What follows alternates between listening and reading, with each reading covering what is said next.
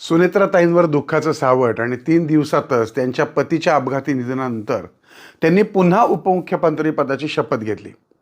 म्हणून काही जण सोशल मीडियावर बोलत आहेत, टोमणे मारत आहेत. कोणी म्हणतंय सुतकामध्ये शपथविधी घेतला, कोणी म्हणतंय शोभतंय काय राजकारण किंवा राजकारण किती वाईट असतं वगैरे वगैरे. पण मित्रांनो, राजधर्म आणि वैयक्तिक धर्म हे कधीच एकसारखे नसतात. हा इतिहासाचा, पौराणिक ग्रंथाचा आणि धर्मशास्त्राचा सिद्ध झालेला नियम आहे. राजधर्म म्हणजे काय? तर राजधर्म म्हणजे जनतेच्या कल्याणासाठी, राज्याच्या हितासाठी, व्यवस्थेच्या अखंडतेसाठी वैयक्तिक भावना बाजूला ठेवून घेतलेला निर्णय. वैयक्तिक दुःख हे मोठे असतेच, पण प्रजेचे दुःख हे त्याहूनही मोठे असते.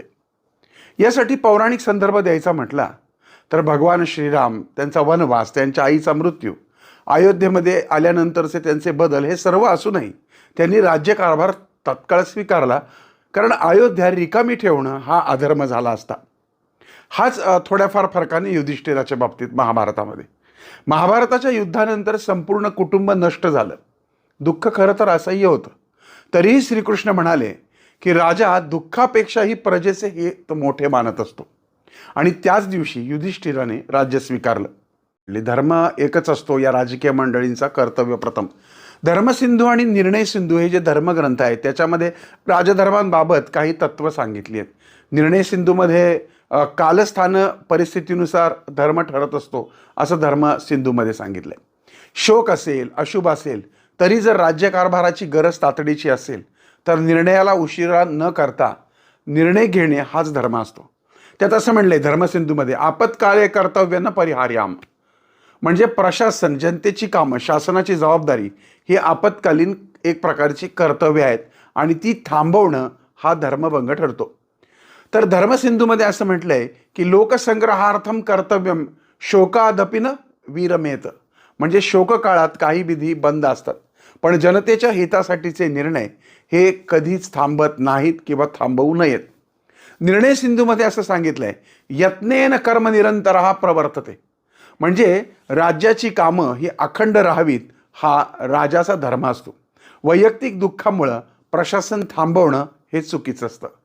कर्तव्येच्छया कृतम कर्म दोषरहितम भवती हे धर्मसिंधूमध्ये म्हटलंय. म्हणजे याचा अर्थ असा होतो, कर्तव्य म्हणून घेतलेला निर्णय हा सर्व प्रकारच्या दोषांपासून रहित मानला जातो. अर्थात काय, तर कोणताही धर्मसिंधू असेल किंवा निर्णय सिंधू असेल, हे मोठमोठे ग्रंथ काय करतात, सांगतात की शोककळा अपवाद असला तरी राजधर्मात अपवाद नसतो. लोककल्याणासाठी घेतलेला निर्णय हा कधीच दोषी नसतो. त्यामुळे सुनेत्राताईंनी वैयक्तिक दुःख मनात ठेवूनही जबाबदारी स्वीकारणं हा दोष नाही, हा धर्मशास्त्राने मान्य केलेला राजधर्म आहे. आजकाल काय झालंय, सोशल मीडियावरती प्रत्येकजण आपापलं मत मांडतो आणि आपल्याकडे मत मांडायला कोणालाही विरोध नाही. पण शास्त्रार्थ, धर्मार्थ या सगळ्यांचा स्पष्ट अर्थ आहे की कर्तव्य त्वरित स्वीकारणारा नेता हा कधी वाईट नसतो. कर्तव्य टाळणारा नेता समाजासाठी सर्वात मोठा धोका असतो. वैयक्तिक वेदना आणि सार्वजनिक जबाबदारी यांच्या ताटातुटीत जेव्हा नेता कर्तव्य निवडतो तेव्हा तो धर्मसिंधू, निर्णय सिंधू, इतिहास आणि पौराणिक परंपरा या चौघांची कसोटी निश्चितच उत्तीर्ण होतो. आणि म्हणूनच मला असं वाटतंय की सुनेत्राताईंनी जो घेतलेला निर्णय आहे किंवा शपथविधी झालाय हा जरी सुतकात असला तरी सुद्धा तो दोषपूर्ण नाही. अर्थातच अजितदादांच्या कार्याचा जो झपाटा होता तेवढ्या ताकदीनंच ताईसुद्धा झपाट्यानं काम करतील हे मात्र नक्की. मला वाटतं ह्या व्हिडिओचा जो काही अन्वय अर्थ आहे त्यामध्ये कुठेही राजकारण न आणता भावना, दुःख या सगळ्या गोष्टी थोड्याशा बाजूला ठेवून राजधर्माचा विचार केला तर आपल्याला ही गोष्ट अयोग्य वाटणार नाही. आनंद पिंपळकर आनंदी वास्तू हे फेसबुक पेज आणि याच नावाचं यूट्यूब चॅनल लाईक, सबस्क्राईब करून बेल आयकॉनला क्लिक करा. आणखीन तुम्हाला या बाबतीत काही माहिती हवी असेल, वेगवेगळ्या वास्तू ज्योतिष विषयक मार्गदर्शन हवं असेल तर जरूर कमेंट करा, मी आपल्याला माहिती देईन. ओम साईराम.